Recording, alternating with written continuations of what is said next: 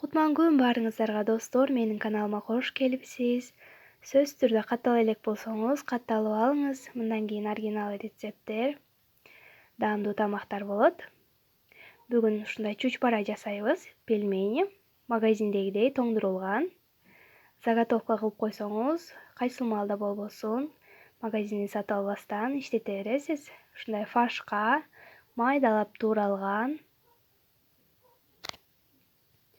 пиязыбызды салабыз. Пиязды сөзсүз түрдө майда кылып тураңыз, себеби дегенде чоң болуп тууралып калса, бир аз жакшы болбой калат. Фаршыбыз бириккенде татымына жараша туз, мурт салып, жакшылап аралаштырабыз.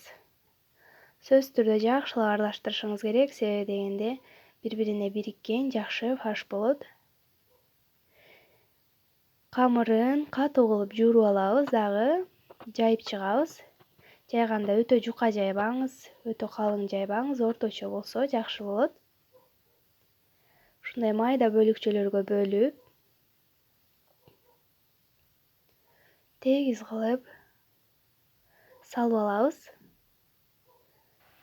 Мынакей достор, баардыгын салып, түйүп алдым. Астына салафан пакет коюп, ушундай негизде салып, холодильникке сөзсүз түрдө 1 саатка коюп коебуз дагы. Анан ушундай контейнерлерибизге салып, 1 айдан 3 айга чейин сактасак болот. Өзүнчө бышырып жесеңиз дагы болот. Подлив даярдап салсаңыз дагы өтө даамдуу тамак болот. Менин жагдайымда ушундай подливы менен даярдадым, өтө даамдуу болду. Магазиндикине караганда өтө ширин болду.